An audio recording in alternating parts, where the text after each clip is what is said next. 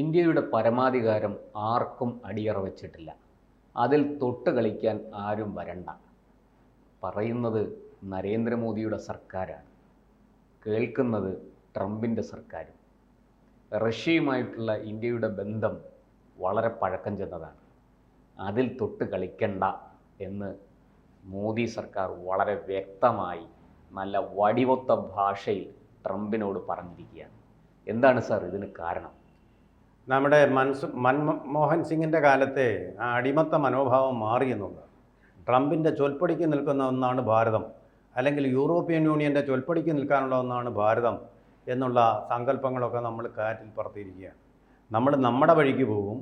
നമ്മുടെ പരമാധികാര റിപ്പബ്ലിക്കാണ്. ഇതിൻ്റെ കാര്യങ്ങൾ തീരുമാനിക്കേണ്ടത് അമേരിക്കയിൽ ക്യാപിറ്റൽ ഹില്ലിലിരിക്കുന്ന ട്രംപ്. അനുനിമിഷം പ്രതിപാത്രം ഭാഷണഭേദം എന്ന് പറയുന്ന പോലെ അനുനിമിഷം അഭിപ്രായങ്ങൾ മാറ്റിക്കൊണ്ടിരിക്കുന്ന ട്രംപിൽ നിന്നല്ല, ഇന്ത്യക്ക് വ്യക്തമായ കാഴ്ചപ്പാടുണ്ട്. ആ കാഴ്ചപ്പാടിൻ്റെയും വികസനത്തിൻ്റെയും പാതയിൽ കൂടിയാണ് ഇന്ത്യ മുന്നേറുന്നത്. ഇന്ത്യയുടെ വിദേശ നയം വളരെ ക്ലാരിറ്റി ഉള്ളതാണ്, സുതാര്യമാണ്, കൃത്യതയാർന്നതാണ്. അതിനകത്ത് ഒരു വിദേശ രാഷ്ട്രവും, അമേരിക്ക മാത്രമല്ല, ഒരു വിദേശ രാഷ്ട്രവും ഇടപെടാൻ വരണ്ട. ആരോടൊക്കെ എപ്പോഴൊക്കെ കൂട്ടുകൂടണം എന്ന് ഇന്ത്യക്ക് നന്നായിട്ടറിയാം. ആരുമായിട്ടൊക്കെ കച്ചവടം നടത്തണം എന്നും ഇന്ത്യക്ക് നല്ല ബോധ്യമുണ്ട്. ഈ മറുപടിയല്ലേ നമ്മൾ കൊടുത്തിരിക്കുന്നത്. ഇപ്പോൾ 10% പെട്രോളാണ് നമ്മൾ റഷ്യയിൽ നിന്ന് വാങ്ങുന്നത്. വളരെ വില കുറച്ച് കിട്ടുന്നുണ്ടെന്ന് മാത്രമല്ല, നമ്മൾ ഡോളറിൽ അത് കൊടുക്കേണ്ട കാര്യമൊന്നുമില്ല. പണം ഇന്ത്യൻ രൂപയിൽ തന്നെ അത് പോകും. രൂപയുടെ മൂല്യം വർദ്ധിക്കും, ഡോളറിനെതിരെ മൂല്യം വർദ്ധിക്കും. പിന്നെ വലിയ ചൊടിപ്പിച്ച കാര്യമാണ്. കാരണം റഷ്യക്കെതിരെ അമേരിക്ക ഉപരോധം ഏർപ്പെടുത്തിയിരിക്കുകയാണ്. ഉക്രൈൻ റഷ്യ യുദ്ധത്തിന്റെ പശ്ചാത്തലത്തിൽ ആണ് ഈ ഉപരോധം. പക്ഷെ ആ ഉപരോധത്തെ, അമേരിക്കയുടെ ഉപരോധത്തെ പുല്ലുപോലെ തള്ളിക്കളഞ്ഞുകൊണ്ടാണ് റഷ്യയുമായിട്ട് ഇന്ത്യ റഷ്യ പാകിസ്ഥാനിലെ ഭീകരവാദം നടക്കുന്നല്ലോ. അമേരിക്ക എന്ത് ചെയ്തു? പാകിസ്ഥാനുള്ള ചങ്ങാത്തം കൂട്ടുകയല്ലേ, മൂക്കുമുട്ട ശാപ്പാട് വെച്ച് കൊടുക്കുകയല്ലേ ചെയ്തത്. അവിടുത്തെ സദ്യ വിളമ്പി കൊടുക്കുകയല്ലേ ചെയ്തത്. പിന്നെ നിങ്ങൾ പറയുന്നത് ഞങ്ങൾ വായിക്കേണ്ട കാര്യം എന്തെന്നാ? പിന്നല്ലാതെ ഇങ്ങോട്ട് കാണിച്ചാൽ മര്യാദ അങ്ങോട്ടും കാണിക്കും, അല്ലെങ്കിൽ കാണിക്കേണ്ട കാര്യമൊന്നുമില്ല. നിങ്ങളാരാ? ഞങ്ങളുടെ യജമാനോ? ഞങ്ങളുടെ അടിമയോ? ആ അടിമരാജ്യം എന്നുള്ള മനോഭാവമൊക്കെ മാറിയെന്നേ. അങ്ങനെയുള്ള കാലമൊക്കെ പണ്ട്. ട്രംപ് അങ്ങനെ കൂടുതലൊന്നും വിരട്ടി മീശ വിരിച്ചൊന്നും കാണിക്കണ്ട. മീശയില്ല താങ്കൾക്ക്. മീശയും രോമവും ഒക്കെ ഉള്ളവർ ഇവിടെ ഉണ്ട്, താടിയും ഉള്ളവരുണ്ട്. ലോക പോലീസ് ചമയൽ ഇങ്ങോട്ട് വേണ്ട. ഈ ചമയ വളരെ കൃത്യമാണ് മോദി സർക്കാരിന്റെ വിദേശ. അതങ്ങ് ഉക്രൈനോടെയൊക്കെ എടുത്താൽ മതി, സൗത്ത് ആഫ്രിക്കയോട് എടുത്താൽ മതി. ഇവിടെ ചിലവാവില്ലത്.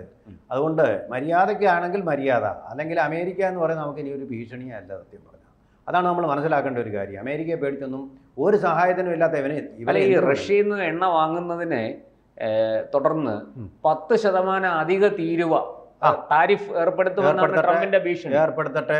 നമുക്കിപ്പോൾ റഷ്യയിൽ നിന്ന് വില കുറച്ചാണ് കിട്ടുന്നത്. നമ്മൾ നേരത്തെ കിട്ടിയിരുന്നതിനേക്കാൾ ഇപ്പോൾ വില കുറച്ച് കിട്ടുന്നു. ഞാൻ പറയുന്നു 100% റഷ്യയിൽ നിന്ന് ആക്കണം. ആ രാജ്യത്തിനെ കൊണ്ട് കുറച്ച് ഗുണങ്ങളുമുണ്ട്. ഭീകരവാദത്തെ എതിർക്കാൻ മുന്നിട്ട് വന്ന രാജ്യമാണത്. ഭീകരവാദത്തെ എതിർക്കാൻ വേണ്ടി മുന്നിട്ട് വന്ന രാജ്യമാണത്. ചൈനയുമായിട്ട് സൗഹാർദ്ദം സ്ഥാപിക്കണം. ചൈന, റഷ്യ, ഇന്ത്യ അച്ചുതണ്ടായിട്ട് മാറണമെന്നേ. എന്താ കുഴപ്പം? ഇറാനിൽ ഒരു വലിയ ഏഷ്യ വൻശക്തിയായിട്ട് മാറണം. ഏഷ്യ തന്നെ ഒരു വൻശക്തിയായിട്ട് മാറണം. ഈ അമേരിക്കയുടെ യൂറോപ്പിൻ്റെ ഈ കളികൾ നിർത്തണം.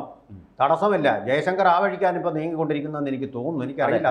അദ്ദേഹം വളരെ ബുദ്ധിമാനായ മന്ത്രി ഹർദീപ് സിംഗ് പുരിയാണ് കഴിഞ്ഞ ദിവസം പൽക്കി ശർമ്മയുമായിട്ടുള്ള അഭിമുഖത്തിൽ അദ്ദേഹം പറഞ്ഞു ഇന്ത്യ ആരോട് കച്ചവടം നടത്തണം, ആരിൽ നിന്ന് എന്തൊക്കെ വാങ്ങണം എന്നുള്ളത് ഇന്ത്യയാണ് തീരുമാനിക്കുന്നത്, ട്രംപല്ല.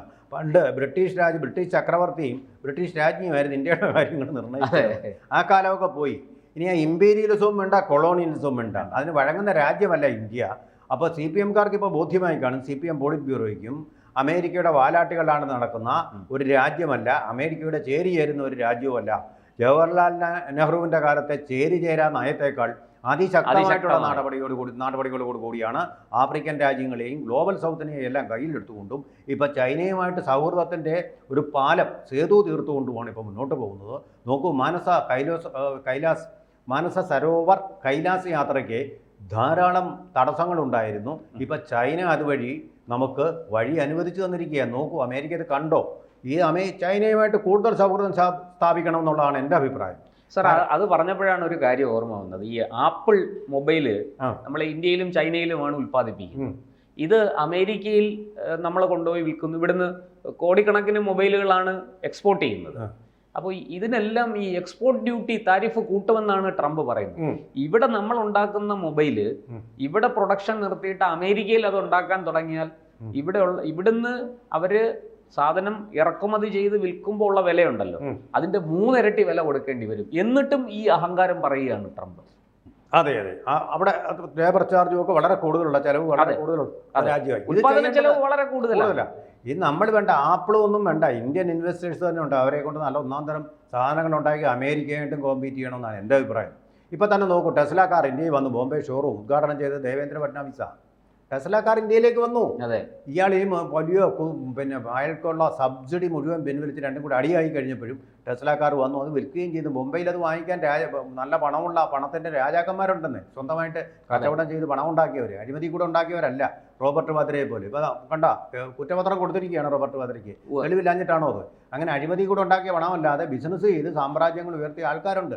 അതുകൊണ്ട് നമ്മൾ ഈ കോൺഗ്രസ്സുകാരെ അതുകൊണ്ട് ട്രംപ് അസൂയപ്പെടേണ്ട കാര്യമില്ല. അതുകൊണ്ട് കളിക്കാൻ വന്ന മോഹൻലാൽ പറഞ്ഞ പോലെ നമ്മൾ കളി പഠിപ്പിച്ചിരിക്കും. അതുപോലെ ഇറാനെ വിടരുത്. ഇറാൻ നമ്മുടെ സൗഹൃദ രാഷ്ട്രമാണ്.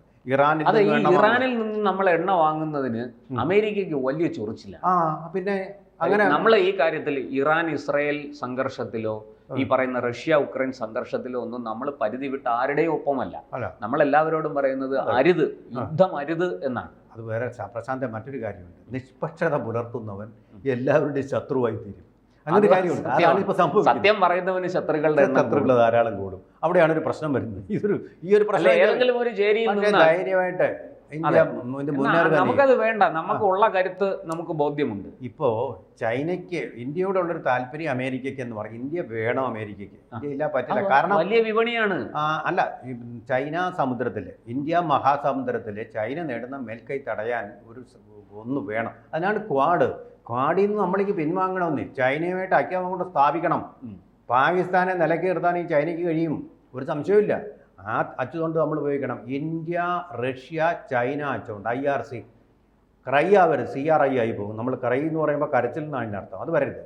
നമ്മൾ നോക്കും, ചില നാടൻ പെണ്ണുങ്ങളുണ്ടല്ലോ, നാടൻ പെണ്ണുങ്ങൾ എന്ന കൺട്രി ആയിട്ടുള്ള പെണ്ണുങ്ങൾ. നാട്ടുകാരെല്ലാം മോശം, ഗ്രാമീണർ മോശം എന്നല്ല ഞാൻ പറയുന്നത്. അതിൽ ചില പെണ്ണുങ്ങളുണ്ട്, ആരോടെങ്കിലും വിരോധം തോന്നിക്കഴിഞ്ഞാൽ എല്ലാ അയലോക്കം ചെന്നു ഇനി അവൾ അവിടെ ആ പരദൂഷണം പറഞ്ഞാലും അവൾക്കൊന്നും കൊടുക്കല്ലേ, ഇവർക്ക് കൊടുക്കല്ലേ.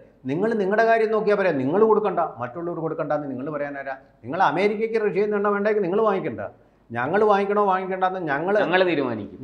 നമ്മൾ നമ്മുടെ ചിലവിലാണ് കഴിയുന്നത്, അമേരിക്കയുടെ ചിലവിലല്ല കഴിയുന്നത്. ഇതാണ് അതിനുള്ള ശരിക്കുത്തരം. നിന്റെ ചിലവിലല്ല ഞാൻ കഴിയുന്നത്, എൻ്റെ ചിലവിലാണ് ഞാൻ കഴിയുന്നത്. അധ്വാനിച്ചിട്ടാണ് ജീവിക്കുന്നത്. അത് തന്നെയുള്ളൂ ഇതിൻ്റെ ഡിപ്ലോമസി എന്ന് പറയുന്നത്. ഞങ്ങളുടെ ആത്മനിർഭർ ഭാരതം കൊണ്ട് ജീവിക്കുന്നു.